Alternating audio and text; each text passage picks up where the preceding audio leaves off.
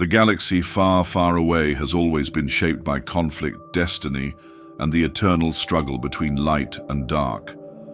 Across generations, the balance of the Force has shifted, shaped by heroes and villains who sought to define its meaning.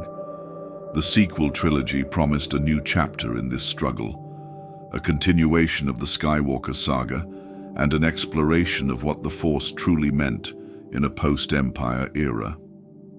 But as the story unfolded, many questions remained unanswered, leaving behind gaps where possibilities could have thrived. For those who had followed Star Wars from the beginning, the sequel trilogy was both a continuation and a departure. The return of familiar characters, the emergence of new ones, and the rekindling of the battle between Jedi and Sith brought excitement. Yet something felt incomplete. The Force, once portrayed as a vast and mysterious energy that connected all living things, became a tool wielded by a select few rather than an expansive power shaping the fate of the galaxy. At the heart of this uncertainty lay the characters who carried the burden of legacy. Rey, Kylo Ren, Luke Skywalker, and even Emperor Palpatine, whose return raised more questions than answers. The lineage of the Force had always been a guiding force in the story, yet Rey's origins shifted from an enigma to a bloodline revelation that seemed to contradict the themes set in motion. Kylo Ren, torn between the teachings of his grandfather and the pull of the light, wrestled with a path that felt fragmented rather than fully explored. Luke, once the beacon of hope, had become a disillusioned recluse, abandoning the very ideals that had once defined him. These choices shaped the story's direction, but they also left room for alternate paths, possibilities where the Force's influence could have taken the saga somewhere unexpected. The Force has always been more than just the Jedi and the Sith. The galaxy is filled with those who feel its presence in different ways: warriors, mystics, scholars, and beings who exist outside the rigid traditions of the two dominant orders. The sequels hinted at this idea, yet never fully embraced it. Force-sensitive individuals, scattered across the galaxy, remained unnamed, their potential left unexplored. What if the Force was never meant to be controlled by two opposing factions? What if balance was not a war between light and dark, but something far more complex? Legends and canon alike have touched upon alternative interpretations of the Force.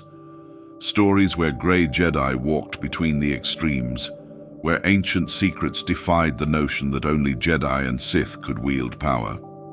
The sequels could have redefined what it meant to be a Force user, presenting a vision that moved beyond the repetition of past conflicts. Instead of another war between good and evil, the story could have delved into a deeper understanding of what the Force truly is. The prophecy of the Chosen One, which had been central to Anakin Skywalker's story, seemed to lose its weight. If Palpatine had returned, did that mean Anakin's sacrifice was in vain? If balance had once been restored, what had caused it to fracture again? These are the kinds of questions that lingered in the background, unanswered. Had the prophecy ever truly been fulfilled, or was it misunderstood from the beginning? The lost potential of Luke Skywalker stands as one of the greatest missed opportunities. The original trilogy had painted him as the galaxy's last hope, the one who refused to follow the path of destruction and anger that consumed his father. Yet in his later years, the weight of failure overshadowed the ideals that had once defined him. His retreat into exile, his reluctance to train Rey, and his ultimate decision to fade into the Force left an emptiness where wisdom and mentorship could have flourished. If Luke had rebuilt the Jedi Order differently, embracing a philosophy beyond the rigid doctrines of the past, the sequels could have introduced a new kind of Jedi, one that learned from history rather than repeating it. Kylo Ren's journey also had the potential to break free from expectation. A Skywalker by blood, but a disciple of darkness, he stood at the crossroads of destiny. His internal conflict hinted at something beyond redemption or villainy, a chance to forge a new path that neither Jedi nor Sith had walked before. Instead, his fate was sealed in a moment of sacrifice, closing the door on what could have been a lasting transformation. Rey's story, too, had room for evolution beyond the revelation of her heritage. The idea of a Jedi with no legendary bloodline had the power to reshape what it meant to be strong in the Force. Her connection to the Jedi who came before her could have been explored in ways that did not tie her fate to Palpatine's shadow. A self-made hero, rising not because of destiny but because of personal conviction, could have sent a message that the Force belonged to all, not just those born into greatness. The balance of the Force has always been at the heart of Star Wars. The Jedi sought harmony through discipline, the Sith through domination. But true balance has rarely been understood. Some believe it means the destruction of one side to preserve the other, while others see it as coexistence between light and dark.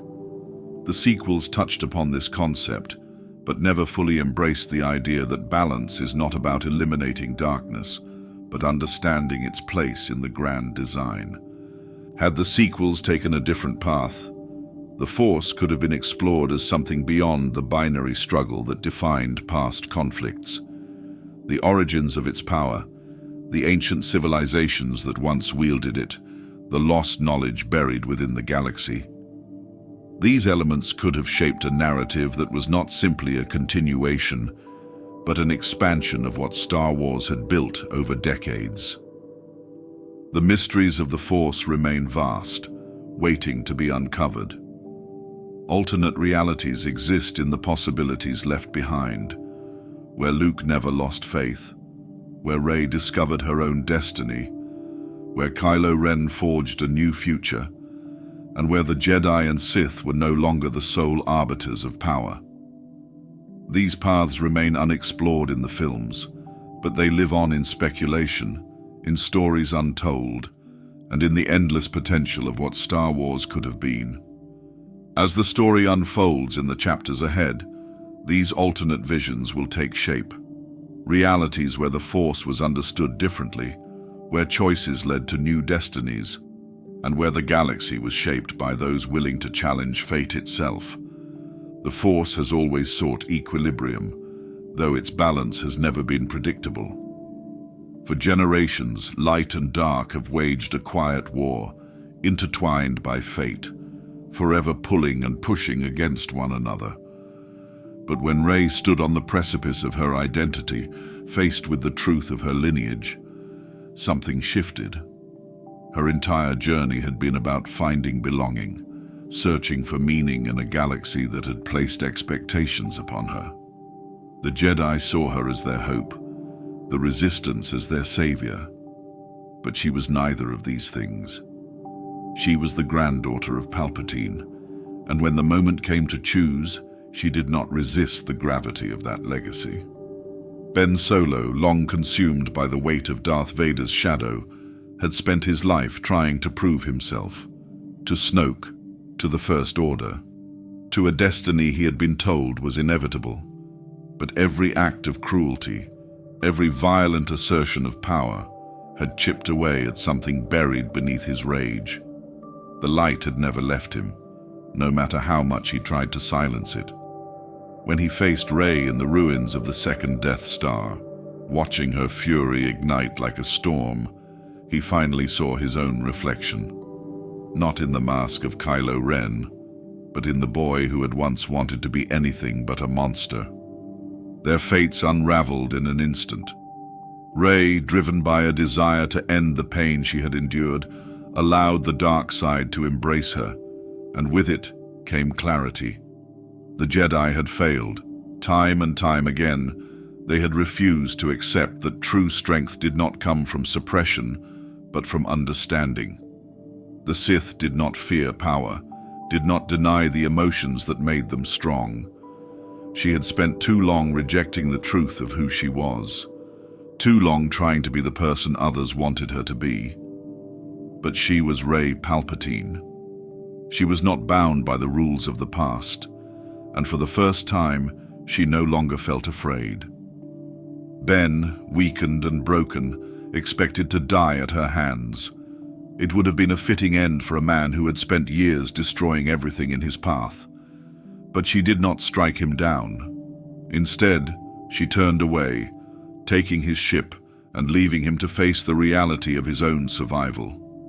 When he awoke, something had changed. The anger that had once given him purpose now felt hollow.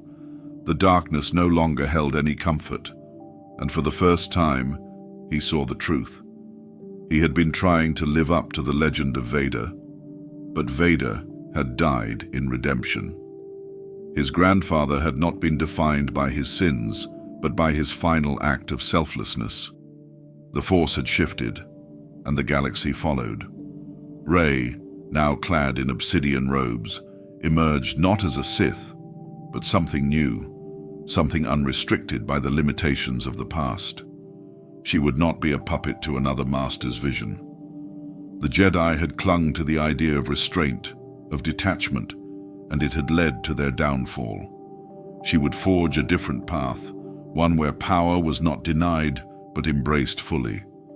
The First Order, fractured and leaderless, saw her rise and knelt before her. She did not have to take the throne. It was given to her willingly. Ben, now a man without an army, without a name, returned to the place where his fall had begun.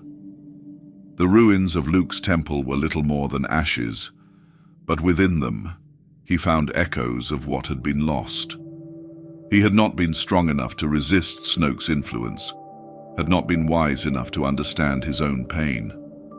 But he could be something different now. Not a Jedi, not a Sith. He had spent his life running from the light, but now he walked toward it willingly. Rey's rule was not built on fear, but on strength. She did not seek to destroy the resistance, but to reshape the galaxy's understanding of power. The Sith had always been bound to the idea of conquest, the Jedi to preservation. But what if there was no war? What if control did not mean tyranny, but stability? She did not hide in the shadows as her grandfather had. She did not rule from the depths of some hidden throne. She stood before the galaxy, unmasked, unafraid, and declared the birth of a new order. Ben's journey led him to Leia. He had spent years trying to bury the boy who had once loved his mother, but that boy had never truly disappeared. When he returned, she did not meet him with anger, nor with sorrow, but with a quiet understanding. She had known from the moment he was born that the light within him would never die. And so, as Rey built her empire, Ben prepared for the war that would come. Because the Force had not chosen peace. It had chosen change, and not everyone was ready for it. The galaxy had long believed General Grievous was nothing more than a relic of a forgotten war. His shattered cybernetic body had been left to burn on Utapau, his reign of terror ended by Obi-Wan Kenobi's blade. Yet war never truly let go of those built for destruction.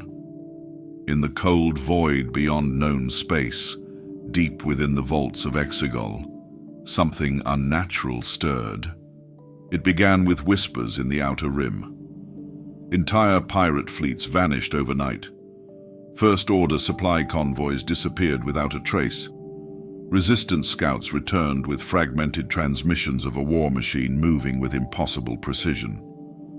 The rumors spread faster than the truth, but the truth was far more terrifying than the stories could ever convey. The Sith Eternal had always experimented with forbidden technologies, delving into secrets that defied the natural order. Cloning, necrotic alchemy, cybernetic reconstruction, anything to preserve power. What remained of Palpatine's followers had attempted many grotesque revivals, but few ever succeeded. Until now. In the deepest chambers of Exegol, the shattered remains of General Grievous had been recovered, his body little more than scorched metal and fractured bone. But the Sith had no interest in repairing him. They sought to perfect him.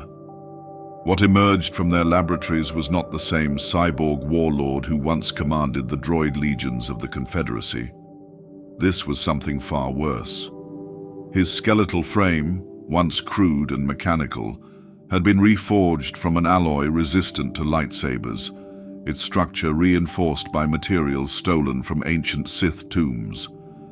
His neural pathways, once plagued by glitches and emotional instability, had been enhanced with forbidden technology, accelerating his reflexes beyond any organic being's capabilities.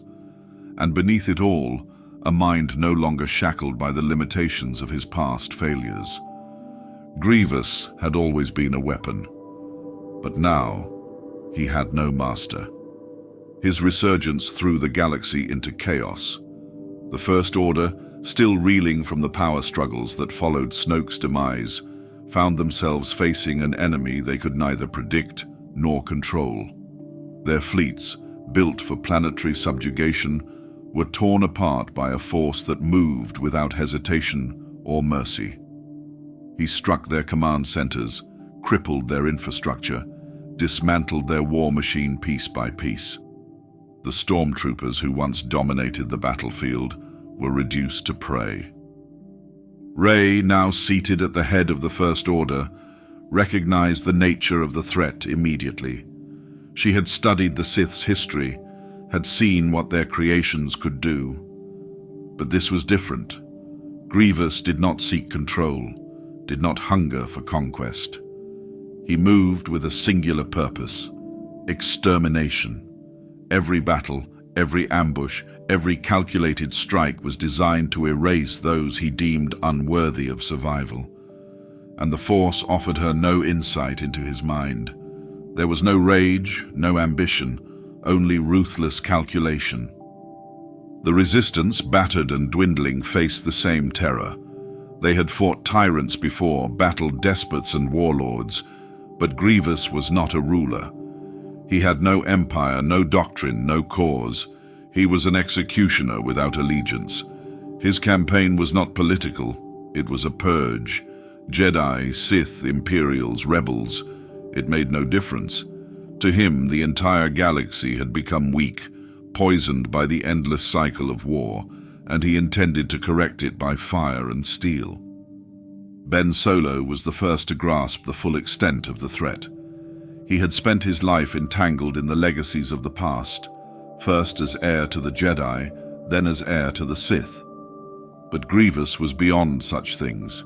He was not bound by old ideologies or the ghosts of ancient wars. He did not care about Sith legacies, Jedi prophecies, or the balance of the Force.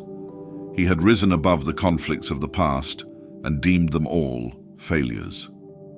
For the first time, Ben and Rey found themselves facing an adversary that neither of them could defeat alone. Their philosophies had always clashed, their paths defined by opposing forces. But as Grievous continued his path of annihilation, the truth became undeniable. If they did not unite, there would be nothing left to fight for. When the Revenant general finally spoke, his words carried across the remains of a fallen fleet, broadcast on all frequencies, a declaration not of war, but of inevitability. The Jedi were blind, the Sith were fools, the Empire, the Republic, the Rebellion, the First Order, you are all remnants of failure. There is no peace, there is no victory, there is only the cleansing fire. The galaxy had fought many wars, but never against something like this. Grievous did not seek to dominate, he sought to erase. The Sith had revived him to serve their ambitions, but they had created something that had transcended them. A warlord without loyalty, a force beyond the grasp of both Jedi and Sith, a predator that had no interest in ruling the weak, only in removing them. The Revenant general had returned, and this time there would be no escape. Time had not been kind to Darth Maul. The fire that once fueled his vengeance had burned through decades of failure, betrayal, and loss. The Sith had discarded him, the Jedi had hunted him, and the galaxy had moved on from his era of blood and shadow. Yet he refused to fade. He had survived the fall of the Republic, the rise of the Empire, and the chaos of the underworld. Now, with the Sith Eternal clawing at the edges of power and the Jedi's light flickering uncertainly, he saw his final opportunity. Maul had spent years in the unknown regions, far from the reach of the warring factions. He had gathered remnants of old empires, outcasts and warlords who had lost faith in both Sith and Jedi. These were not soldiers driven by loyalty or cause. They were survivors, as broken as he was. But together, they formed something lethal. Not an army, not a rebellion, something worse. His return was not marked by grand declarations or acts of dominance. He did not seek a throne or the empty promise of ruling a shattered galaxy. He had played that game before, built his own criminal empire, forged power from the ashes of his failures. He had learned the truth of the Sith and the Jedi alike. They were both chains, binding the galaxy to a cycle of endless war. Maul had once believed vengeance would satisfy him, that killing Kenobi, that tearing down Sidious, would make him whole again. But revenge was hollow, and so his war became something else. Word of Maul's resurgence spread quickly, but it was not his name alone that sent tremors through the galactic underworld. It was who stood beside him, Ahsoka Tano, the Jedi who had forsaken the Order, the warrior who had walked away from both Sith and Jedi, who had stood against Maul once and left him in the hands of the Republic's betrayal. Ahsoka had spent her years in exile watching history repeat itself. She had fought in the Clone Wars, watched the Jedi fall, and then seen the rebellion rise to make the same mistakes. She had stayed hidden, refusing to be drawn into the power struggles of a broken system. But the return of Palpatine had changed everything. The Sith had never truly died. The war had never ended. She had seen the corruption in the Jedi and the darkness in the Sith, and she knew the cycle would continue unless something changed. So she sought out the only person who understood, the only warrior who had seen the same pattern and rejected it. Their alliance was not built on trust. It was forged in necessity. Ahsoka had never forgiven Maul for Mandalore. Maul had never forgotten the humiliation of his defeat. But both knew the truth. There would be no end to the suffering if the galaxy remained trapped between Sith and Jedi. The Resistance and the First Order were just new banners for the same war. Rey, consumed by her bloodline, sought to complete the Sith's dominion. Ben Solo, grasping at redemption, still carried the burden of Vader's legacy. Neither could break free of the past. Maul and Ahsoka did not seek to rule.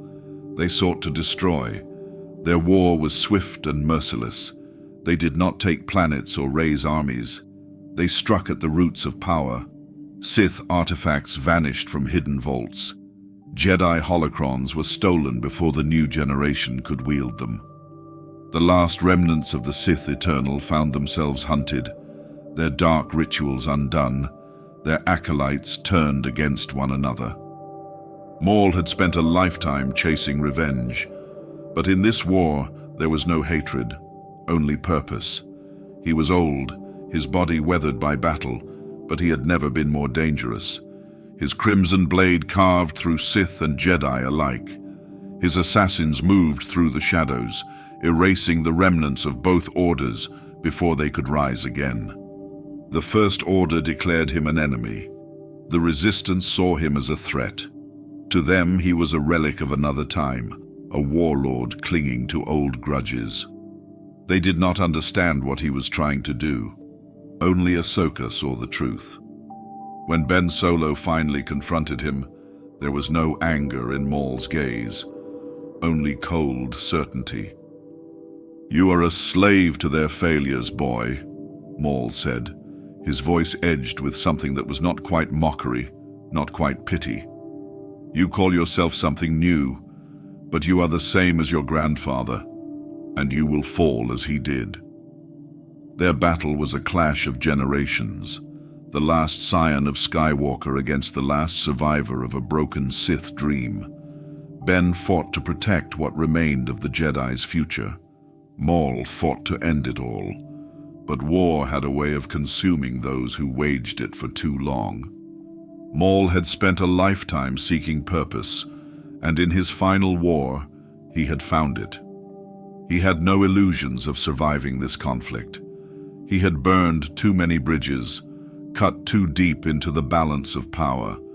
He knew Ahsoka would not stand beside him forever. She still had hope, still believed in something beyond destruction. But she had given him something he had never had before, a worthy cause. When the final battle came, when the combined might of the Resistance, the First Order, and the last Sith remnants all turned against him, Maul did not run. He stood at the center of the storm he had created, blades ignited, facing the end he had chosen. His last words were not curses, not screams of defiance. They were quiet, spoken only to himself as he fell. It's over. And for the first time in his life, he was at peace. The Jedi had fallen before. Twice, in fact. But Luke Skywalker had learned from history. He had seen the rigid failures of the Jedi Council, their inability to adapt, their blindness to the darkness that had festered beneath their own temple. He had witnessed the corruption of Anakin Skywalker, the Sith's slow poisoning of a noble heart.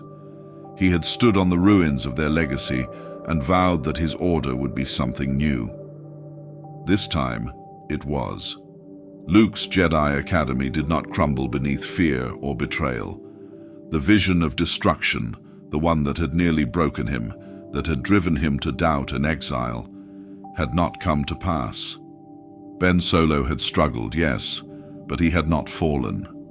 The whispers of Snoke, the promises of the dark side, had been drowned out by something stronger: guidance, patience, and understanding. Luke had seen the shadows creeping at the edges of his nephew's heart, but instead of reacting in fear, he had reached deeper. He had given Ben the space to question, to grow, to struggle without shame. The Jedi of this new era were not bound by the past. They were not chained to old dogma or forced into the rigid hierarchy that had doomed their predecessors. They learned balance, not just between light and dark, but between discipline and individuality. They were not soldiers of the Republic, not agents of any government.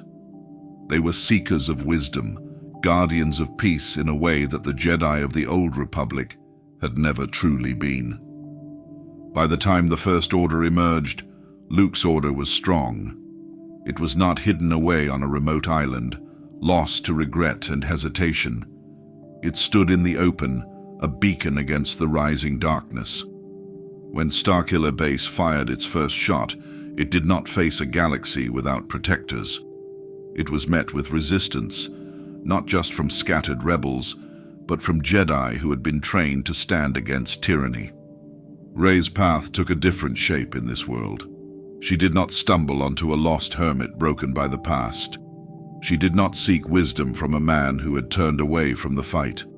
She found a master who had never stopped believing, a master who had built something worth defending.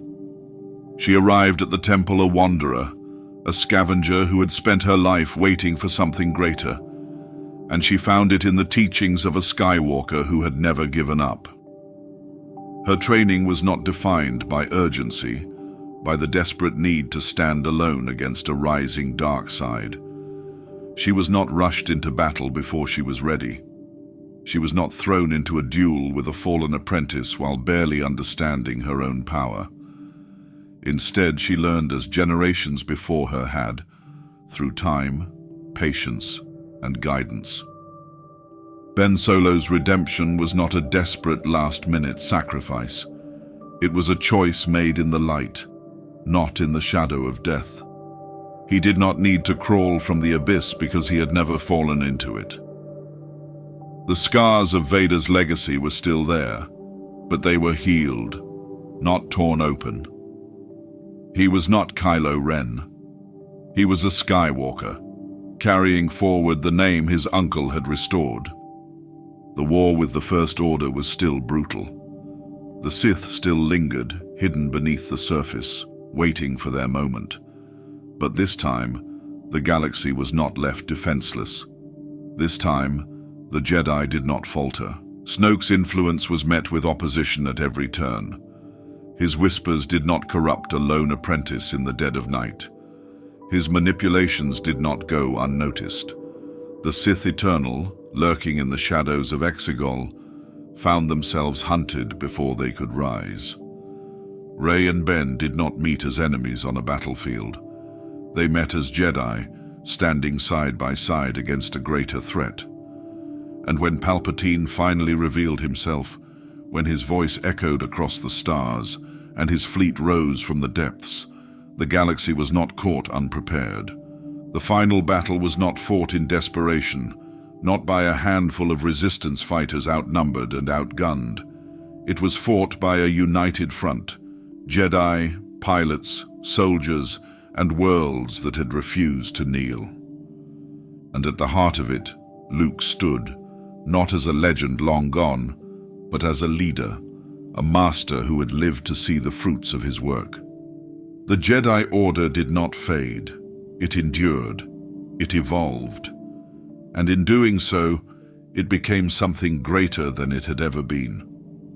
The Sith had always relied on the same cycle: apprentices overthrowing their masters, shadows manipulating governments, and the Force serving as both weapon and curse. But what if the true threat to the galaxy wasn't found in the Sith or the Jedi? What if power shifted beyond those who wielded the Force entirely? The First Order, for all its might, was never truly autonomous. It had always been a means to an end, a tool of something older, something far more insidious. Snoke was a mask, a distraction. The Final Order was a myth conjured by an emperor who had long since lost his grip on reality.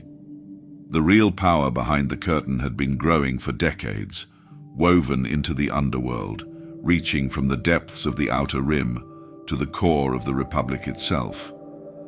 And at the center of it stood a name, long thought buried: Crimson Dawn. Darth Maul had disappeared after Mandalore fell, presumed dead by those who had never understood his ambitions. But he had not vanished. He had adapted. Where the Sith had failed, he had thrived. He had abandoned their ideology, but not their hunger for control. The underworld had been his battlefield, and from the remnants of crime syndicates, Mandalorian exiles, and Imperial warlords, he had built something new. Crimson Dawn had never been merely a criminal enterprise. It had been a foundation, a slow-burning revolution against the established order of the galaxy.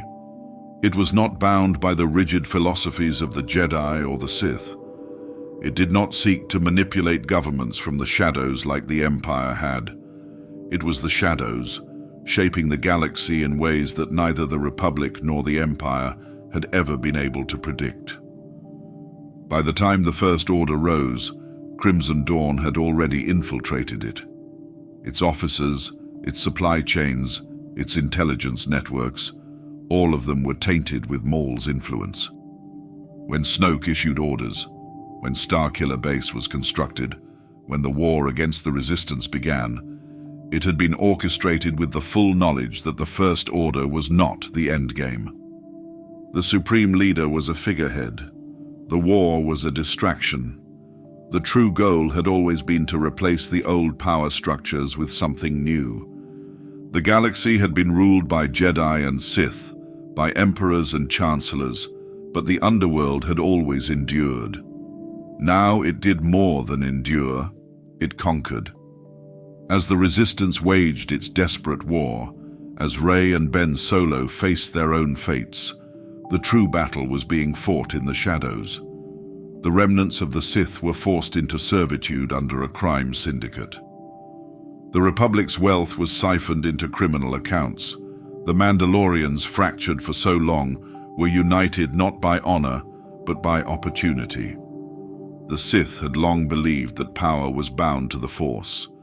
The Jedi had believed that destiny was shaped by it, but neither had anticipated a future where power belonged to those who had rejected both. In this timeline, the Jedi were not the ones who restored balance. The Sith did not claim victory. Instead, the underworld became the new ruling force of the galaxy. Mace Windu had been a name lost to history, a figure spoken of in hushed tones among those who still remembered the Jedi Order's final days. Official records listed him among the countless dead from Palpatine's rise, another casualty of the Sith's orchestrated purge. But those records were wrong. Thrown from the Senate chamber, shattered and left to die, Windu had survived, not as the Jedi he once was, but as something far more dangerous. He had seen the end of everything he believed in, felt the corruption of the Republic firsthand, and in the years that followed, he had not sought to rebuild or heal. He had only sought retribution. For decades, Windu remained in the shadows, watching from a distance as empires fell and tyrants rose in their place.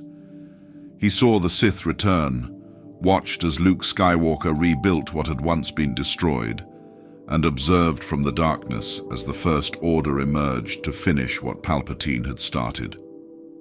But Windu no longer saw heroes and villains. He saw a cycle that refused to break.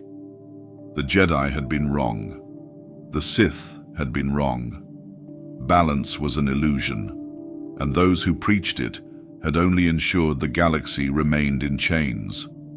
When Windu returned, he did not do so as a teacher or a warrior bound to an order. He was something else now, something that carried the weight of past failures and the fury of a man who had lived long enough to see them repeated. He sought out Luke Skywalker, not to offer guidance, but to challenge his right to lead a new generation of Jedi. Luke had spent his life trying to restore what was lost, to reshape the Jedi into something better. But to Windu, the very idea of restoration was a mistake. The Jedi should not have been rebuilt. They should have been erased. Their code had failed to stop the Sith, failed to protect the Republic, failed to see the enemy that had been hiding in plain sight. The confrontation between the two was not immediate. Windu observed first, studying the way Luke trained his students, the lessons he passed down. And with each moment, he became more certain. Luke's Jedi would fall just as the last had. When Windu revealed himself, it was not with the warmth of an old ally, but with the weight of a challenge. He was no longer the master of the Jedi Council, no longer the second in command of a fallen order. He was a survivor, hardened by exile, stripped of the attachments that once bound him, and he had come to end the past, not repeat it. Luke, ever the hopeful, tried to reason with him. He spoke of redemption, of learning from the mistakes of the old Jedi rather than abandoning them completely. But Windu had already made up his mind. The Jedi were a failure, and failure had no place in the new galaxy. The duel that followed was not just a battle of skill, but of ideology. Luke fought to defend the dream he had spent years rebuilding, while Windu fought to destroy the remnants of a flawed past. Their blades met with the weight of history behind them, the last hope of the Jedi against the last remnant of their old guard. But Windu had spent too long outside the confines of the Jedi Code. His style was brutal, relentless, lacking the restraint that once defined him.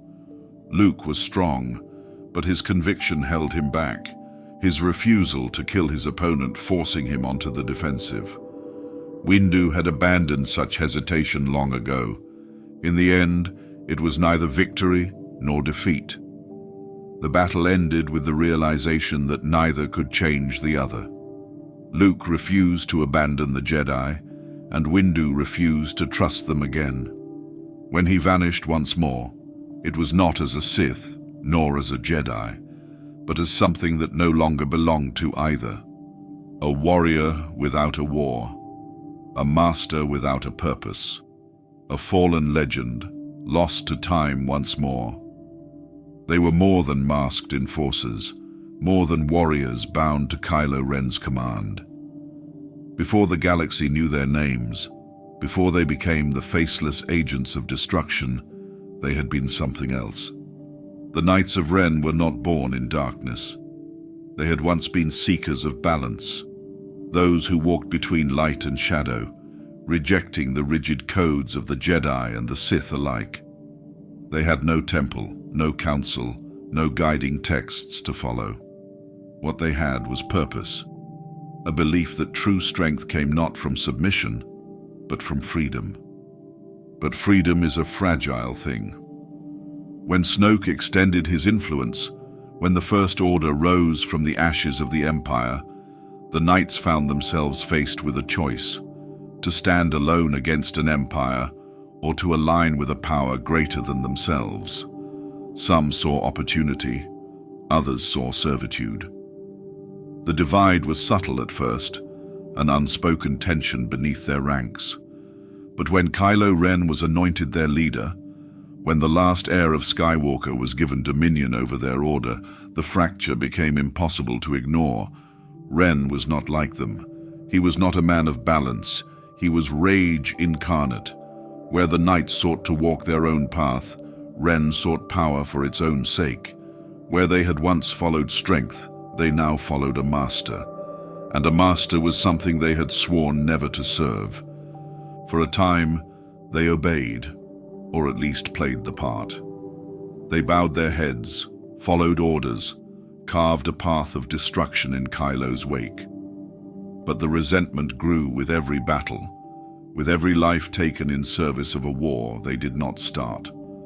The First Order was not their cause, the Sith were not their masters, and Kylo Ren was not their leader. The breaking point was not a single moment, but a culmination of many. Whispers in the dark, stolen glances exchanged beneath their helmets. The realization that they had become the very thing they once defied. When the moment came, it was not a quiet betrayal. It was a reckoning. The uprising began within the shadows of Exegol, a rebellion against the very forces that had twisted them into weapons. Not for the Jedi, not for the Resistance, not for anything but themselves. They had played their roles long enough. It was time to reclaim what had been stolen.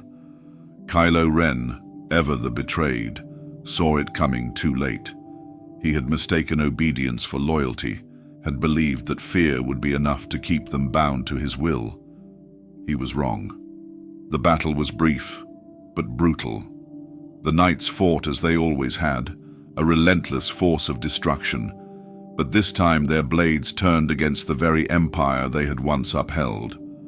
They struck at the First Order's strongholds, shattered the foundations of Snoke's carefully crafted war machine. And when it was over, when the dust settled and the remnants of their former lives lay in ruin behind them, they did not linger. They did not wait for another master to rise. The Knights of Ren had been lost, manipulated, reshaped into something they were never meant to be. But now they were free. And the galaxy would learn what that truly meant. The Force was never meant to be a battlefield. The Jedi clung to the light, the Sith embraced the dark, and in their endless war, both lost sight of the truth. Ahsoka Tano had seen it firsthand, how dogma, no matter its form, was a prison. She had walked away from the Jedi Order when she was young, not because she rejected the light, but because she had seen what blind devotion could do. Years of exile, war, and survival had shaped her into something the galaxy had never truly understood. A Force wielder without a faction, a warrior without a master. But Ahsoka was not alone anymore. Others had begun to see what she saw. to feel the weight of a truth neither the Sith nor the Jedi had ever admitted. The Force was not two opposing sides. It was everything. The galaxy had always been told that peace required choosing a side, that one must either serve the light or embrace the dark. Ahsoka rejected that lie. There was another way. The rebellion did not start with grand speeches or declarations of war. It started with whispers. Jedi survivors who had grown disillusioned with their own teachings. Fallen Sith who no longer wished to kneel before masters who saw them as tools. It was not an army, not yet, but a movement. A belief that balance was not about eradicating one side, but accepting both. Kylo Ren was the first to take notice. He had spent his life trying to bury Ben Solo, to silence the part of himself that still heard his mother's voice, that still remembered his uncle's lessons. And yet, he had never truly belonged to the Sith. Even Snoke had never called him a Sith Lord, only a shadow of something greater. The Sith sought dominion, the Jedi sought peace, but Kylo had never wanted either. Power was his only pursuit, and this new faction offered a kind he had never considered. Rey, too, felt the pull. Luke had told her that the Jedi had to end, but in his final moments, he had fought to preserve their legacy. That contradiction haunted her. She had wielded both the light and the dark, felt their power course through her veins, and yet she had always been told she must choose. But Ahsoka's movement asked a different question. What if choice was an illusion? The galaxy reacted, as it always did, to uncertainty with fear. The Jedi of the New Republic saw this new philosophy as a dangerous corruption, a perversion of their teachings. The remnants of the Sith, scattered and leaderless in the wake of Palpatine's final death, saw it as a threat to their survival. And the First Order, still reeling from its own internal fractures, found itself caught in a war it could not control. The battle lines were no longer clear. Jedi turned on Jedi, Sith abandoned their masters, and Kylo Ren stood at a crossroads he had never imagined. The Force was shifting. Balance, as it turned out, did not mean peace. It meant change. The Sith have always relied on deception, but few lies were as elaborate as the death of Darth Plagueis. The legend told by Emperor Palpatine painted him as a tragic figure, a master who sought to defy death but was ultimately betrayed by his own apprentice. For decades, this tale served as a cautionary reminder of the Sith's inherent treachery. But legends often conceal the truth. Plagueis never truly perished. Long before Palpatine assumed control of the galaxy, his master had prepared contingencies that would extend beyond mere physical survival. He was no ordinary Sith Lord. Plagueis had mastered an art that few had even dared to attempt, the manipulation of life energy itself. Through unnatural experiments, he unlocked pathways into the deepest recesses of the Force, places where existence could be reshaped. When Palpatine struck him down, it was not the end, only a beginning. His body may have been destroyed, but the spirit that dwelled within was far too powerful to be undone by a single act of betrayal. Plagueis became more than just a shadow in the Force. He became a presence, lurking beneath reality, feeding on the fear and suffering that Palpatine's rule had unleashed upon the galaxy. The fall of the Republic and the rise of the Empire had only amplified his influence. Where Palpatine believed he had eliminated his master, he had instead played directly into his ultimate plan.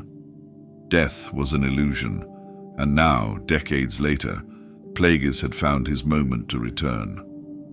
The First Order had always seemed an extension of Palpatine's will, a fractured remnant of his empire given new purpose. But beneath its surface, another force had been shaping its path. Supreme Leader Snoke was not the puppet many had believed him to be. The grotesque form, the disfigured features, these were mere vessels. imperfect attempts at something greater. Each iteration of Snoke was an echo of a greater presence, an avatar of Plagueis' mind. He had orchestrated the rebirth of the Sith, not as an act of vengeance, but as a means to something far greater, transcendence beyond the Force itself. Where Palpatine had sought to dominate the galaxy, Plagueis sought to break free from it entirely. He was no longer bound by Sith traditions or Jedi philosophy. The Force, in all its power, was merely a prison, a set of chains that kept existence trapped within cycles of destruction and rebirth. He had spent his exile studying something far older than Sith and Jedi alike, the power to escape the Force itself. For centuries, the Jedi had spoken of the living Force, the energy that flowed through all things, and the cosmic Force, the great unseen will that guided destiny. But Plagueis had uncovered something else, something buried in the forgotten histories of the galaxy. The Void, a realm beyond the Force's influence, where no Jedi could draw power and no Sith could manipulate its will. It was not the dark side, nor was it the light. It was something beyond both, a final escape from the eternal war between those who wielded power and those who sought to control it. The return of Plagueis was not heralded by an armada, nor did it come in the form of a new Sith empire. It came as a whisper, an unseen force that began twisting the fabric of reality itself. The Force grew weaker, its influence slipping from those who had always relied upon it. Jedi, Sith, and all those who lived in its presence found themselves struggling against an unseen decay. The most powerful masters reached into the Force for guidance, only to find silence where once there had been clarity. Luke Skywalker, Rey, and even the fragmented mind of Kylo Ren sensed the shift. It was not an enemy they could fight with lightsabers or fleets. Plagueis had moved beyond such primitive measures. He had found a way to drain the Force itself, unraveling the very energy that had governed life for millennia. The war between the Jedi and Sith had always been one of control. Who wielded the Force, and to what end? But Plagueis sought something else entirely, to destroy it and leave nothing in its place. There were those who had long theorized that such a thing was possible. Ancient texts hinted at beings who had existed before the Force had fully taken shape. The Rakata, the Celestials, and the great architects of the galaxy had all spoken in riddles about a time before light and darkness. But now, Plagueis had made it real. If left unchecked, his return would not simply mean the rise of a new Sith Lord. It would mean the end of the Force itself. Luke had once believed that the Force would always endure. Even in moments of despair, when he questioned his place in the galaxy, he never doubted that the Force would remain long after he was gone. But now, for the first time, he understood the true cost of what had been set into motion. Plagueis had found a way to sever the very connection between life and the Force, unmaking what had existed since the dawn of time. The question was no longer one of victory or defeat. If Plagueis succeeded, there would be no more Sith, no more Jedi, no more Force.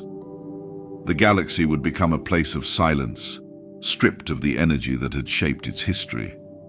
Every starship, every world, every being that had ever felt the presence of something greater would be left in a state of void, unable to reach for something beyond themselves. Plagueis had not returned to rule. He had returned to end everything, and in the wake of his ascension, there would be nothing left to save. Luke Skywalker had always been seen as the last of his line, the lone survivor of a legacy that had shaped the fate of the galaxy for generations. When he vanished into exile, the legend of the Skywalkers was thought to have come to an end. But legends are rarely so simple. There was another, one whose existence had been buried so deeply that even the most powerful Force wielders had never sensed them. a child, hidden away beyond the reaches of history, beyond the eyes of the Jedi, the Sith, and the galaxy itself. The truth had been concealed with purpose. Luke had known what it meant to carry the Skywalker name, the burden of expectation, the danger of inheritance. He had witnessed firsthand the destruction that followed those born of his bloodline. His father had fallen to the dark side, and his nephew had followed the same path. No matter how strong the light was, it had always cast a shadow. And so, when the time came, Luke made a choice that no one expected. He chose silence. This child had been born in secret, raised in isolation, far from the conflicts that consumed the galaxy. Unlike Ben Solo, they were not raised with the weight of prophecy or the whispers of the past. Their existence had been protected, not just by Luke, but by those who understood what it would mean if the galaxy ever discovered the truth. The unknown regions became their refuge, a place beyond the maps of both the Republic and the remnants of the Empire. As the war between the First Order and the Resistance neared its climax, the balance of power continued to shift unpredictably. The reappearance of Darth Plagueis had sent shockwaves through the Force, unraveling the carefully laid plans of both the Sith and the Jedi. Those who had believed in the inevitability of fate suddenly found themselves standing on unstable ground. And in that moment of uncertainty, the Skywalker heir emerged. Their arrival was not marked by grand proclamations or a declaration of war. It came as a whisper at first, a name spoken in the corridors of the Resistance, a presence felt in the Force by those attuned to its will. Rey sensed it first, an echo in the currents of energy that surrounded her, something unmistakable yet unfamiliar. Kylo Ren too felt it, a disturbance, a shift that gnawed at the edges of his mind. For the first time since his own fall to darkness, he hesitated. Leia had always believed there was more to Luke's exile than the galaxy had known. She had never fully accepted that he had abandoned them. And now, as the hidden heir stepped forward, the truth became clear. Luke had not disappeared to run from his failures. He had been preparing for the future in the only way he knew how, by ensuring that the Skywalker name would not end with him. But the revelation of another Skywalker did not come without consequences. The Resistance saw them as a beacon of hope, a leader who could restore the Jedi in a way that Luke had never been able to. The First Order, however, saw something else entirely, a threat that needed to be eliminated before it could take root.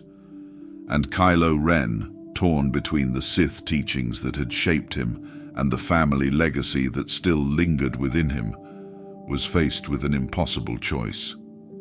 To the galaxy, the Skywalker name had always been larger than life.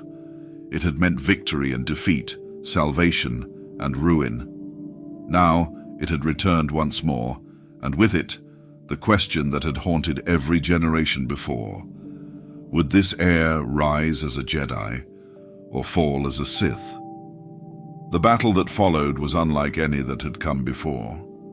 The heir had been trained in secrecy, untouched by the teachings of either the Jedi or the Sith. They did not see the Force as a war to be won, but as something far older, something that had existed long before either side had claimed dominion over it. They were neither a savior nor a destroyer. They were something new. For Rey, this was a moment of reckoning. She had taken on the name Skywalker to honor Luke's legacy, to carry forward the light he had once embodied. But now, standing before the one who truly bore that name, she was forced to confront the reality of her own path. She was not a Skywalker by blood, but did that mean she was not worthy of the name? For Kylo, the heir was a living reminder of everything he had tried to destroy. He had believed that by severing his ties to the past, he could forge his own destiny. But the past had returned, not as a ghost, but as flesh and blood. The Heir did not look at him with hatred, nor did they seek to challenge him. They looked at him as family. The final battle was not fought with starships or armies. It was fought in the hearts of those who had carried the Skywalker legacy, for better or worse. In the end, the Heir did not seek to claim the throne of the Jedi, nor did they wish to lead a war against the Sith. They sought only to restore what had been lost, the balance that had always eluded their family. The Skywalker name had returned, but this time it would not be defined by war. It would be defined by the choice to walk away from it, and in doing so, it would reshape the fate of the galaxy forever. The war between the Resistance and the First Order had drawn countless factions into the fight, but none were more unpredictable than the Mandalorians. For years they had been scattered, their once great civilization reduced to mercenaries, bounty hunters, and exiles. Their homeworld was a shadow of what it had once been, left behind as the galaxy's conflicts moved past them. But Mandalore had not been forgotten, and its people had not been broken. They only needed a leader who could unite them. That leader was Boba Fett. He had spent decades forging his own path, never pledging loyalty to anyone, never caring for the wars of the Jedi and Sith. He had lived for himself, for the hunt, for the reputation that the name Fett carried. But Mandalorian blood ran through his veins, and no matter how much he had tried to distance himself from that identity, it had never left him. The past had a way of catching up, and Mandalore had not yet seen its last ruler. When Fett took the Darksaber, it was not out of ambition or some grand vision for the future. He had no illusions of destiny, no belief that he was meant to rule. But Mandalorians followed strength, and there was no warrior in the galaxy more feared, more respected than Boba Fett. The moment he ignited the Black Blade, everything changed. Mandalorians who had spent their lives in hiding, selling their skills to the highest bidder, now had a reason to fight for something greater than credits. The clans that had survived the Imperial Purge found themselves answering the call. Even the most hardened warlords, those who had long abandoned the traditions of Mandalore, knew what the Darksaber meant. It was not just a weapon. It was a symbol, a challenge, a promise. With Fett at the head of this rising empire, Mandalore was no longer just a name on the star maps. It was a force, and one that neither the Resistance nor the First Order had prepared for. The war that had been fought between two sides now had a third player, one with no allegiance to either, one that had no interest in the ideologies of the Republic or the Sith. The Mandalorians did not fight for peace, nor did they fight for conquest beyond their own borders. They fought for Mandalore, and for the first time in generations, they had the strength to reclaim it. The galaxy had always underestimated Mandalorians. To the Republic, they were a remnant of an old war, a people that had lost their place in the grand conflicts of the stars. To the Empire, they were tools, soldiers for hire, nothing more. But Fett knew better. He knew that Mandalorians had been the only warriors capable of standing against the Jedi in ancient times. He knew that their history was written in battle, that their culture had never been erased, only waiting to rise again. As the war escalated, the First Order sought to bring Mandalore to heel. Supreme Leader Kylo Ren saw them as nothing more than another obstacle, one that could be crushed like all the others who had opposed him. He had destroyed the Jedi, slaughtered his enemies, and believed that Mandalore would be no different. But the Mandalorians did not kneel. The first engagement between the Mandalorians and the First Order was nothing short of devastation. The stormtroopers, trained for organized military combat, found themselves facing warriors who had spent their entire lives fighting. The TIE fighters were no match for the Mandalorian gauntlet ships, whose maneuverability and precision had been refined over centuries of war. And when the First Order attempted to seize Mandalore itself, They were met with a defense unlike anything they had faced before. The Resistance too found themselves at a crossroads.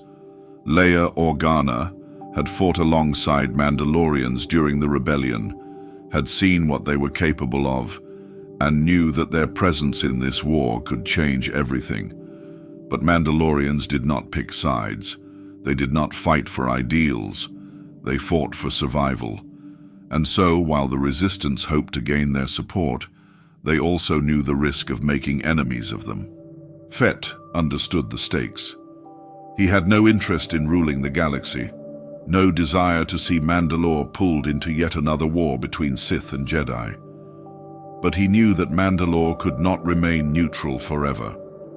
If they did not carve out their place, the galaxy would decide it for them. And so, Mandalore marched to war, not as pawns, not as mercenaries, but as conquerors. For the first time in generations, they were not fighting for another's cause. They were fighting for their own. The First Order had seen itself as the new empire, the final power in the galaxy. But now, they faced something even Palpatine had never been able to control. The Resistance had believed that the key to victory lay in the defeat of the Sith and the rise of the Jedi. But the war was no longer about either. Mandalore had returned, and this time they would not be forgotten. For decades, the galaxy had lived in the shadow of Order 66, the ultimate betrayal that saw the extermination of the Jedi at the hands of those they trusted most. It had been a masterstroke of Sith cunning, an entire generation of warriors wiped out in a single moment, leaving the Sith to reign unchallenged. But the architects of that atrocity had not foreseen everything. There was another protocol buried deep within the genetic programming of the clones, one so dangerous that even the Sith feared its activation. Order 67. Unlike its predecessor, which targeted only Jedi, this command was designed as a final failsafe, a directive that turned against Force users as a whole. Sith, Jedi, Grey, or unaligned, it did not matter. If they wielded the Force, they were marked for death. It had been a contingency hidden so deep within the Kaminoan cloning process that not even Palpatine had considered deploying it. The Sith had long prided themselves on their ability to twist the galaxy to their will, but the creation of Order 67 had been an act of pure paranoia. If ever the Sith themselves were deemed too great a threat, if ever the balance of power shifted beyond control, this protocol would wipe the slate clean. For years, it remained dormant, buried beneath layers of inhibitor chips and forgotten commands. But the First Order's reliance on cloned soldiers was its undoing. Unlike the original Republic clones, these new warriors had been engineered from the remnants of Palpatine's genetic tampering. Somewhere within that process, something had been reawakened. The first to fall were the Sith acolytes, fanatics who had long worshipped the return of Palpatine's dominion. They were slaughtered without warning, their attackers moving with the precision of soldiers who had no doubts, no hesitation. Supreme Leader Kylo Ren felt the shift in the Force before the first blade struck, but even he was too late to stop it. On the other side of the war, the Resistance celebrated at first. Reports came in of First Order forces turning against their Sith masters, eliminating officers known for their connections to the dark side. To many, it seemed like the long-awaited collapse of their enemy, the internal fracturing that would bring an end to the war. But then the pattern changed. Jedi outposts fell. Force-sensitive refugees hidden for years were dragged from their sanctuaries and executed. The Resistance's most powerful allies, those who had wielded the Force in their fight against tyranny, became the next targets. It became clear that this was not rebellion within the First Order. It was something much worse. Across the galaxy, those who had once commanded the loyalty of clone forces found themselves hunted. The stormtroopers who had fought under Kylo Ren, The officers who had relied on Palpatine's dark disciples, none were spared. Even the Sith Eternal, the last remnants of the Empire's occult followers, found their hidden bases compromised, their legions eradicated by the very soldiers they had trusted to carry out their will. And yet something deeper was at work. The clones moved with an unnatural unity, as if guided by something beyond simple programming. The more the war escalated, the more it became evident that the Force itself was in flux. Luke Skywalker had once spoken of balance, of the eternal struggle between light and dark. But Order 67 was neither. It was a rejection of both, a purge designed to erase the very existence of Force users. No philosophy, no teachings, no history. The cycle that had defined the galaxy for millennia was being wiped away in blood and fire. Ahsoka Tano, Rey, and the surviving Jedi were forced into hiding. They had faced Sith assassins before, fought against overwhelming odds. But this was different. The enemy had no ideology, no master. There was no dark presence to confront, no singular villain to defeat. The clones did not hesitate. They did not question. They did not stop. Even the Sith, in their arrogance, had never imagined the scale of destruction they had created. Palpatine had believed himself to be the final ruler of the Force, the master who would shape its destiny. But he had underestimated the one truth that neither Jedi nor Sith had ever fully accepted. The Force was beyond control, and now it was rebelling. Kylo Ren stood on the ruins of Exegol, the dark heart of the Sith, and realized that he had inherited a war he could not win. His empire was crumbling, not from the resistance, but from within. The soldiers he had commanded, the legions that had once knelt before him, now saw him as a target. Rey, watching from the farthest reaches of the Outer Rim, understood the truth in a way no Jedi before her ever had. The old way was dying, not in battle, not in philosophy, but through a force beyond comprehension. Order 67 was not merely an act of programming, it was a reckoning. Something had shifted. The Force, once flowing in unseen currents, was no longer contained within the known boundaries of space and time. The balance that had guided the fate of the galaxy for millennia had ruptured, spilling into reality like an open wound. It began as whispers, faint echoes of voices long thought silenced. Jedi who had perished generations ago, Sith lords who had met their demise in brutal conflict, warriors who had once shaped the destiny of entire civilizations. Their presence was not in memory or illusion, but something far more tangible. They were returning. The world of Mortis, a place few had ever known, had always existed on the periphery of legend. A realm beyond the physical, beyond even the spiritual, a place where the Force was not an energy to be harnessed, but a living entity. Its rulers, the enigmatic father, daughter and son, had represented the struggle between light, dark, and the fragile balance that kept them in harmony. That harmony was now broken. Rey felt it before she saw it. The weight of something pressing against reality, as if the galaxy itself was being rewritten. Time no longer adhered to its natural flow. Star systems flickered between past and present. Entire histories unraveled, only to be rewritten in the blink of an eye. Kylo Ren stood at the threshold of something impossible. He had spent years chasing power, believing he understood the depths of the dark side, but this was different. The son of Mortis had once sought to impose his will upon the galaxy, but now it seemed as if the realm itself had begun to act with a will of its own. Kylo had seen the scars of war, the remnants of empires that had risen and fallen, yet none of that compared to what lay before him now. Mortis was bleeding into reality, and with it, everything was unraveling. The first manifestation came in the form of Anakin Skywalker. Not a vision, not a hologram, but something more real than either had ever experienced. His presence defied explanation. He was both the Jedi who had fought in the Clone Wars and the Sith who had once ruled as Darth Vader. He carried the memories of both lives, yet neither identity fully claimed him. For Rey, it was an encounter with the daughter, pure, luminous, and bound to a fate that had once been sealed. The daughter had perished long ago, her essence transferring to Ahsoka Tano.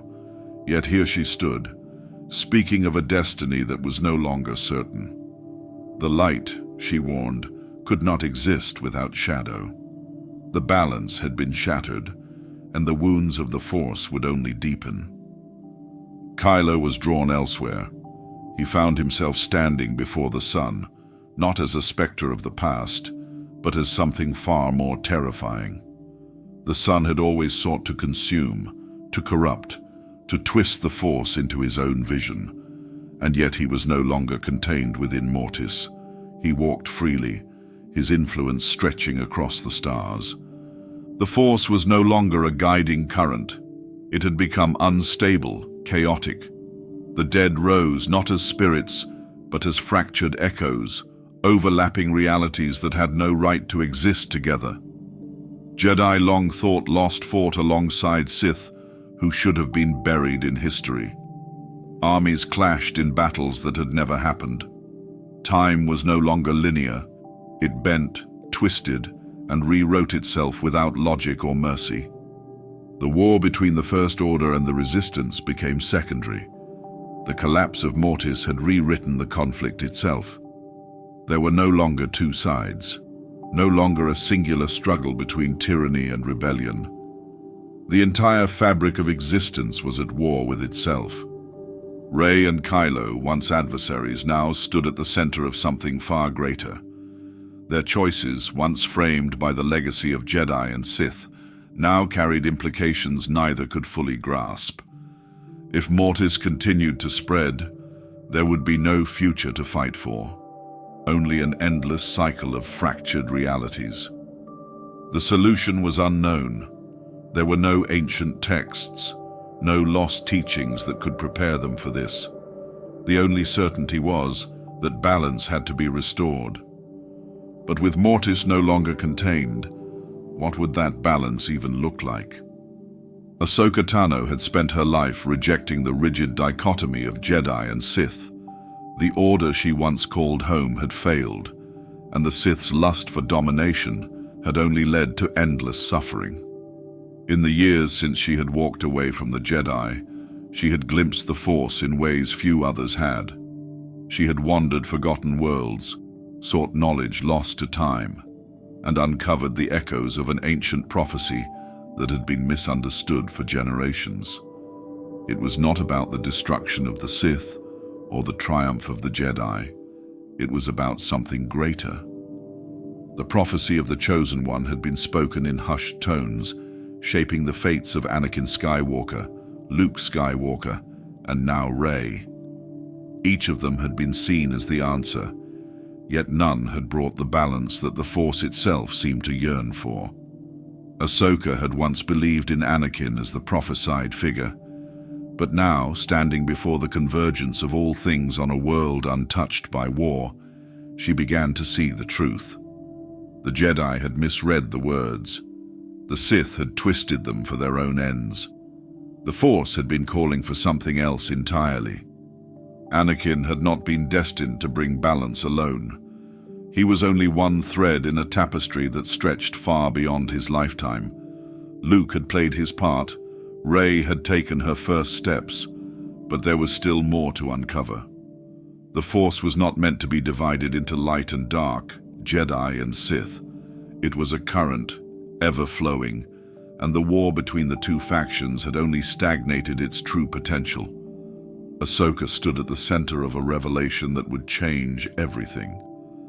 The visions came like waves, crashing over her mind as the Force unveiled its secrets.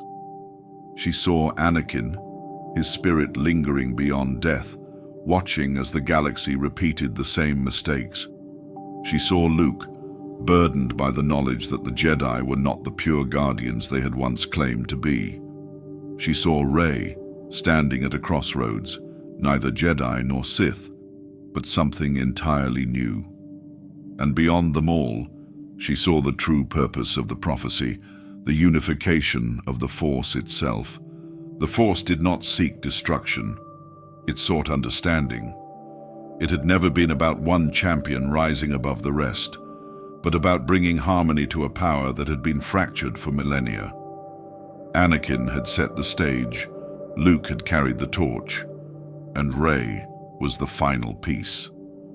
The three of them were connected across time, echoes of the same purpose, yet none had realized their true role. But Ahsoka did.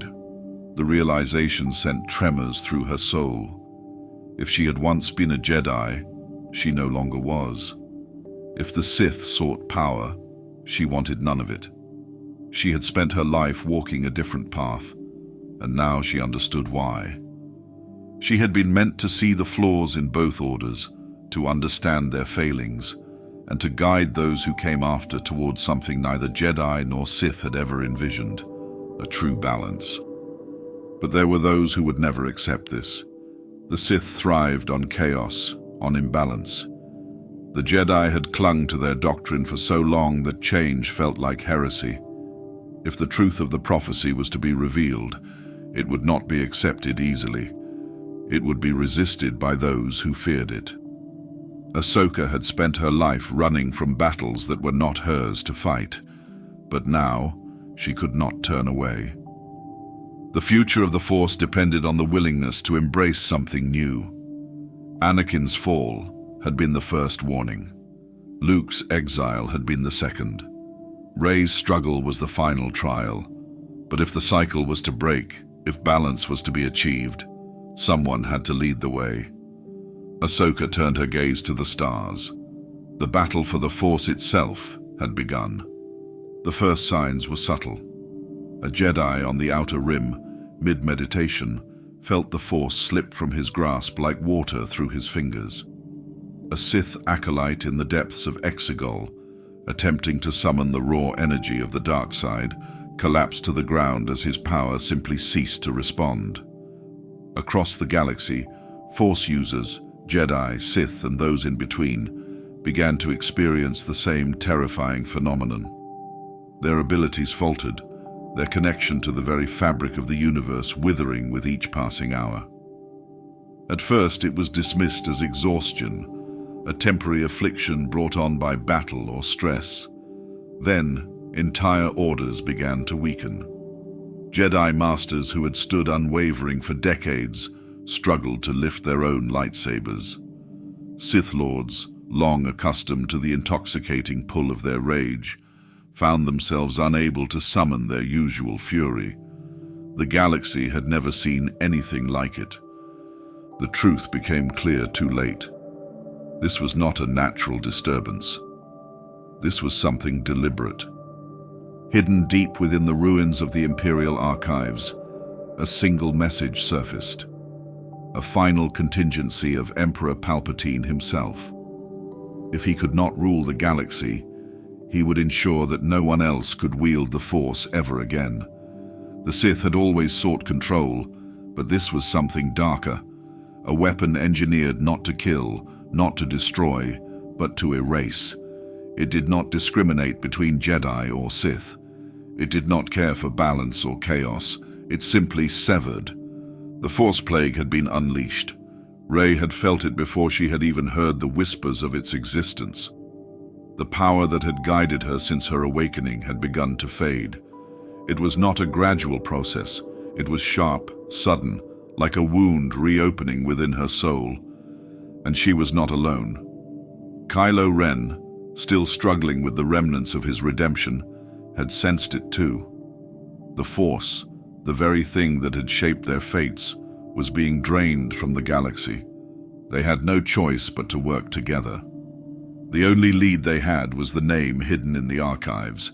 Darth Tenebrous, the long-forgotten master of Plagueis, had been rumored to dabble in biotechnological horrors unlike anything else in Sith history. It was believed that he had once experimented with the Force on a cellular level, searching for ways to corrupt, alter, or suppress it entirely. Plagueis had inherited his knowledge, and Palpatine had taken it further. If the Sith had truly found a way to sever the Force, then the answers lay buried within the remnants of their ancient research. Rey and Kylo ventured into the unknown regions, tracing the echoes of the Sith's forgotten experiments. The deeper they went, the worse the signs became. Entire worlds that had once pulsed with Force energy were now voids, lifeless, empty, stripped of their presence. The very essence of the galaxy was unraveling. The balance that had been fought for, the wars waged in the name of light and dark, all of it meant nothing if the Force itself ceased to exist. Their journey led them to the remnants of a derelict Sith laboratory, hidden beneath the surface of a dead moon. The air was thick with decay, and the energy that once surrounded such places had been reduced to nothing.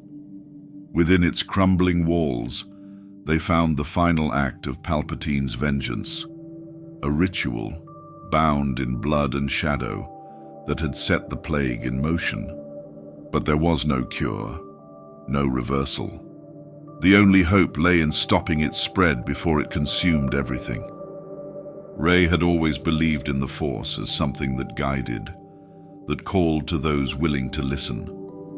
Kylo had always viewed it as something to bend, to control. But now, neither of them could command it. They were fighting against time with nothing but their own wits, forced to rely on themselves rather than the power they had once wielded so effortlessly. And in that, they saw the truth. The Force was never meant to be controlled. The Jedi had tried to preserve it through strict codes and discipline. The Sith had tried to twist it into submission through power and rage.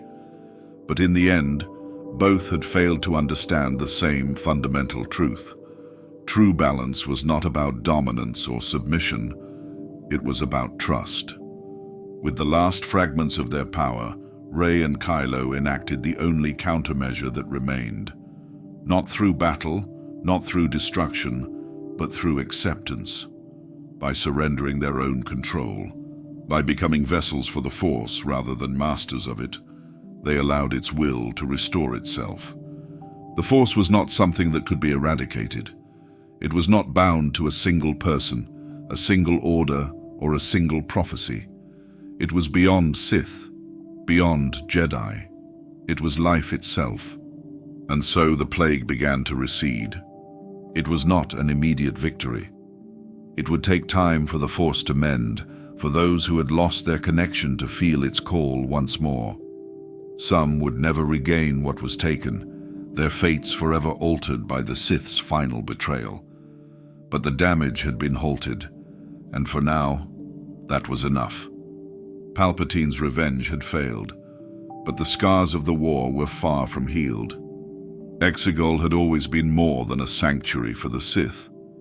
It was a vault, a labyrinth of knowledge and horrors, built to house secrets that no one was ever meant to uncover. When Rey stood before Palpatine in his final moments, she had believed that striking him down had ended his reign forever. But Exegol still whispered with his presence. Deep within the ruins of the Sith citadel, ancient machinery continued to hum with unnatural energy. The cultists who had once chanted his name were gone, their rituals abandoned. But something lingered. The Force had a way of remembering, and in the case of Emperor Palpatine, it refused to forget. Rey had returned to Exegol with Luke Skywalker's Force ghost as her only guide. She had sensed something festering in the shadows, a wound in the Force that refused to heal. But she was not alone. The First Order's remnants had fractured, yet among them, whispers of a new resurgence had begun. The Sith Eternal, once thought defeated, had never truly been destroyed. They had simply gone silent, waiting. And now, the waiting was over. Buried beneath the citadel, beneath the cloning chambers that had birthed Snoke, Rey found the truth. The Emperor's contingency had never been about a single body. He had prepared for every possible failure, ensuring that he could never truly die. Row after row of containment chambers lined the chamber, each one filled with something more horrifying than the last. Not crude copies of Palpatine like the Snokes that had once littered his throne room, but vessels designed not for physical power, but for preservation.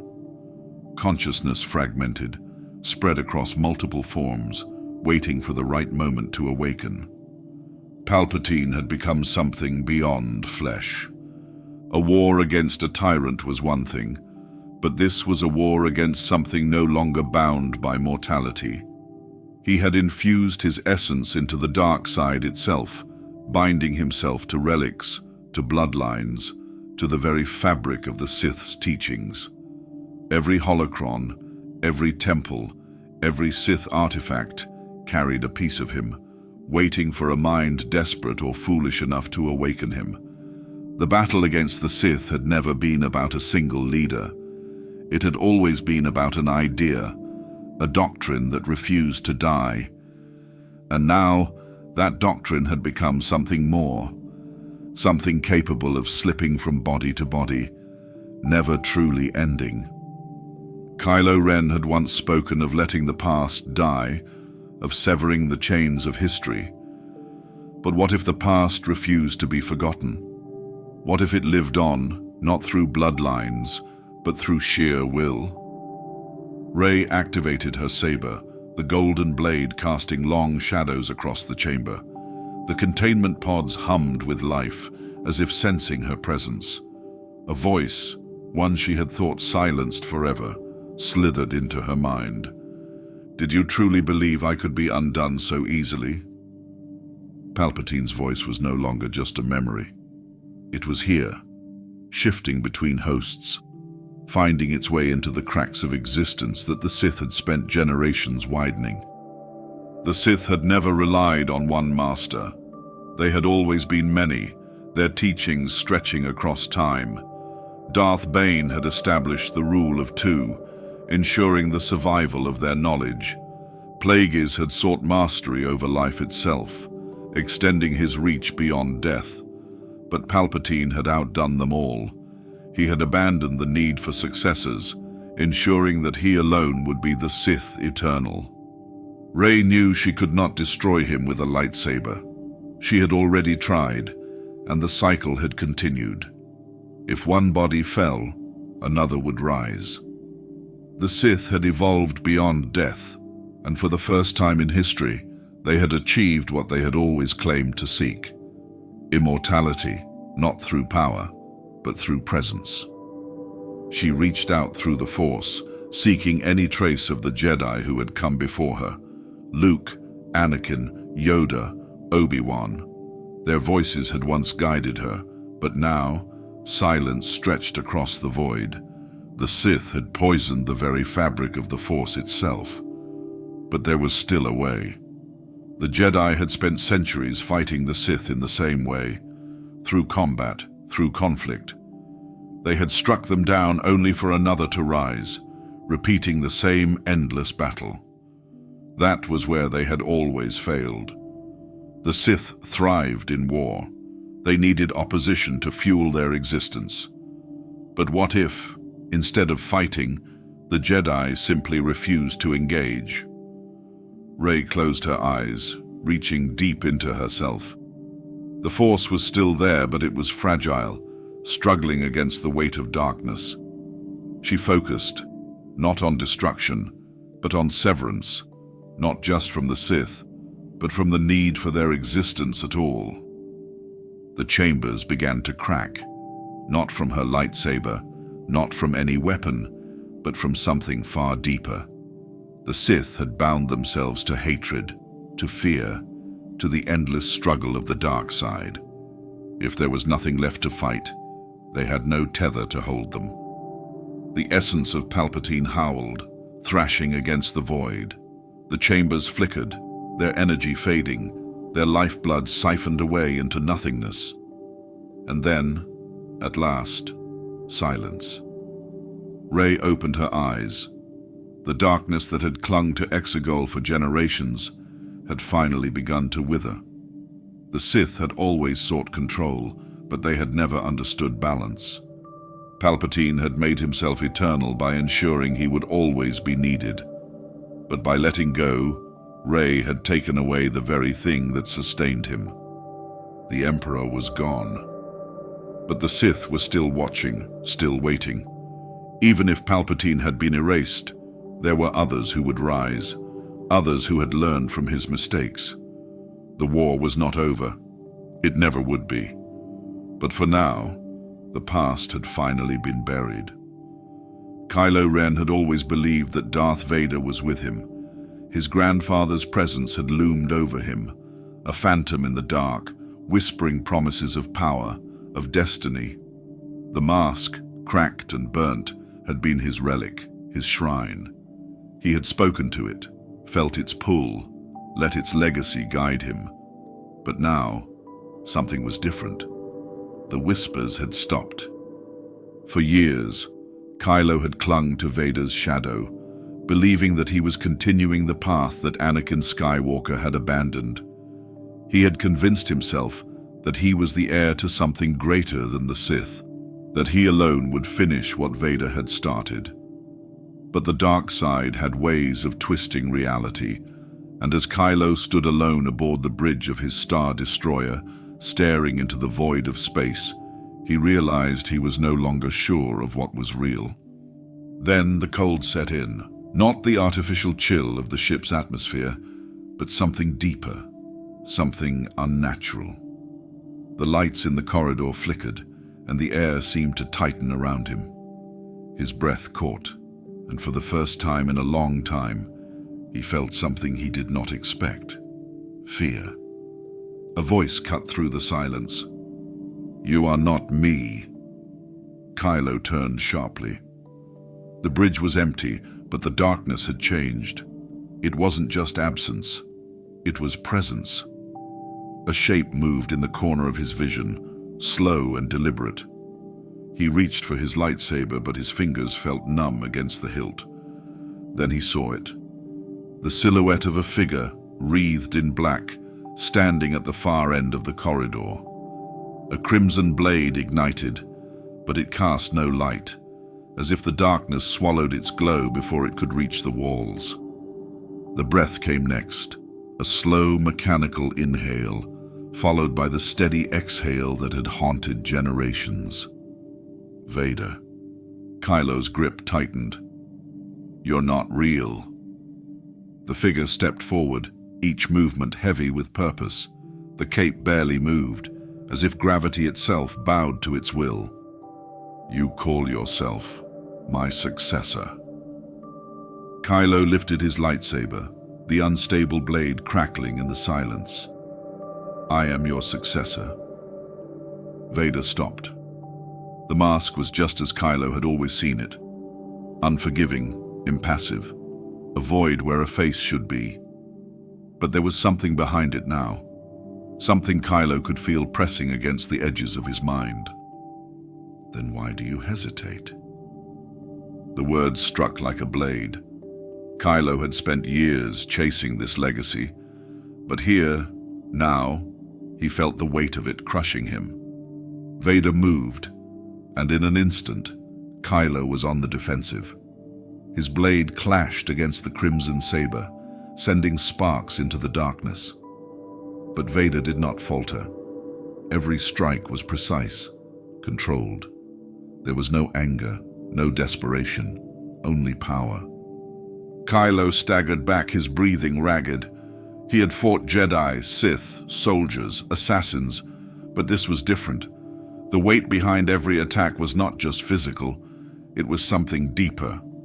"You seek my strength, yet you understand nothing of what I was." Kylo growled, driving his saber forward, but Vader caught his wrist mid-strike. The grip was crushing, metal fingers tightening around flesh and bone. "You believe you walk my path, but my path was a prison." Kylo's knees buckled. The pressure in his mind was unbearable, a storm of memories not his own. He saw Mustafar, flames rising as limbs were lost. He saw the Jedi temple, the cries of the younglings. He saw Padme, tears falling as she begged for something already lost. The dark side took everything from me. Kylo tried to fight back, to block the visions, but they poured into him like a flood. He saw Vader's march across the galaxy, the terror in the eyes of those who once called him a hero. He saw the moment Luke refused to strike him down, the moment the mask cracked and Anakin Skywalker looked upon his son for the first time in decades. And then he saw the end, weak hands grasping at a dying emperor, throwing him into the void, choosing love over power. Kylo gasped, falling to one knee as Vader released him. The visions faded, but the weight remained. I was never free. The figure loomed over him, the saber humming, waiting for the final strike. You still have a choice. Kylo clenched his fists. Everything in him resisted the words. He had built his identity on Vader's strength, on his purpose. If that was a lie, then what was he? The darkness around him wavered. Vader's mask tilted slightly, as if observing, waiting. The dark side is not a path, it is a cage. And then, the saber deactivated.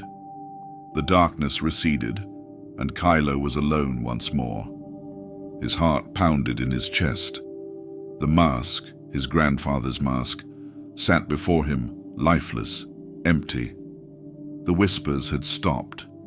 The war between Jedi and Sith had lasted millennia, but it was never the real conflict. The galaxy had been trapped in an endless cycle, one side rising, the other falling, always in opposition, never in harmony. The Jedi sought to suppress emotion, to deny the dark. The Sith embraced power, letting it consume them. But both were bound by the same flaw: imbalance.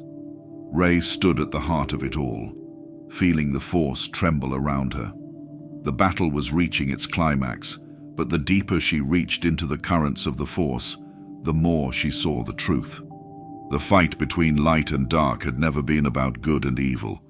It had been about control. Kylo Ren was no longer the man she had once faced. His duel with Vader's shade had left him shaken, stripped of his certainty.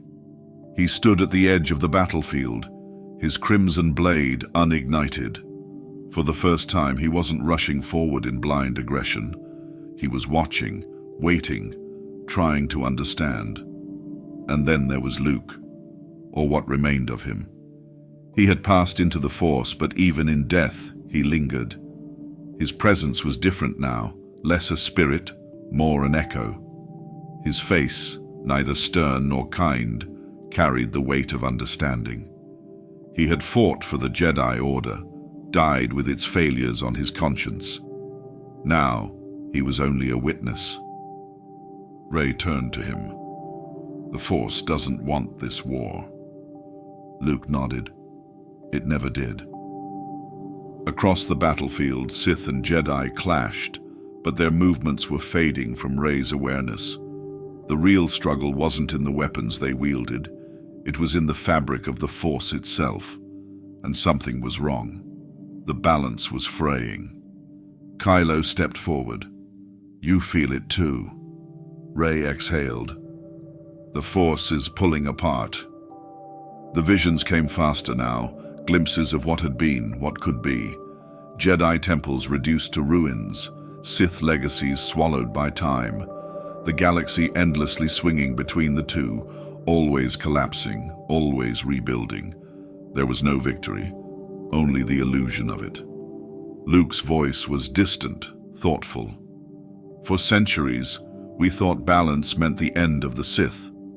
The Jedi were meant to endure, to be the keepers of peace. But we were wrong. Balance doesn't mean one side winning, it means both surviving, or neither. Rey's breath caught. The Force pulsed around her, heavy with an unspoken truth. Kylo's fingers curled into a fist. Then the Jedi have to fall. Luke met his gaze. So do the Sith. The silence stretched between them, filled with the weight of something inevitable. For so long the Jedi had framed themselves as the light, the guiding hand that would restore balance. But their very existence had made the Sith inevitable. For every rule, there was one who would break it. For every restriction, one who would rebel. The Jedi and Sith had defined each other, locked in a war that neither could truly win. Rey's hand hovered over her saber. Could she do it? Could she let it go? Kylo exhaled, his voice low. I was never meant to be a Jedi. I was never meant to be a Sith. I wanted to be something more. He looked at the battlefield, at the dying warriors who thought they were fighting for something greater. There has to be another way. The Force twisted again, and for the first time Rey saw what lay beneath it all. The Jedi had believed balance was about purity. The Sith had believed it was about power. But both were wrong. Balance wasn't a structure, wasn't a code. It was a choice. It was allowing the Force to exist as it was meant to, without chains. Luke stepped forward, his form flickering. If we do this, there is no going back. Rey closed her eyes. Kylo watched her, watched the saber in her grip. His own fingers hovered over his weapon, but for once he wasn't ready to use it. He was waiting for her decision. Rey looked at him, at Luke, at the battlefield. And then she let go. The saber fell to the ground, and with it, the Force shuddered. A ripple spread across the battlefield, through the Jedi, the Sith, the warriors who had thought they were fighting for something eternal. Kylo followed her lead. His saber hissed as it deactivated. Luke's form flickered again, the faintest trace of a smile on his lips. Balance has never been about power. The sky darkened. The Force coiled around them, shifting, adapting. The Jedi were watching. The Sith were waiting. But for the first time in millennia, neither side had control. The Force belonged to no one. The battlefield was silent, not in the way it had been before, charged with the energy of a coming storm, but in a way that felt final. The war between Jedi and Sith had reached its breaking point, but no side had won. Rey felt the Force shift around her, not breaking, not vanishing, but changing. For so long it had been caught between two extremes, pulled and twisted by those who sought to control it. But now, standing in the aftermath of everything that had come before, she realized the truth. The Jedi had fallen. The Sith had crumbled. And yet, the Force remained. Kylo stood beside her, his hands empty, his saber abandoned. He was watching, waiting. Not for a battle, not for a command, but for an answer. Rey turned to Luke's fading form. What happens now? Luke's expression was unreadable. That's not my decision to make. For thousands of years, the Jedi had believed themselves to be the guardians of the Force. The Sith had fought to bend it to their will. But the truth was, the Force had never belonged to either of them. It had existed before their war, and it would exist long after. But the question remained, what came next? Rey closed her eyes and reached out. The Force answered, but it did not speak in the way she had come to expect. It was not light or dark, not guiding her toward a single path. It was open, waiting. It had never been about rules or destiny. It had always been about choice. Kylo exhaled, shaking his head. For so long I thought balance meant control, but maybe it just means letting go. Luke smiled faintly. Perhaps. The Jedi had been defined by their rejection of the dark. The Sith had thrived on their rejection of the light. But what if neither path was the answer? What if balance wasn't something to be achieved, but something to be lived?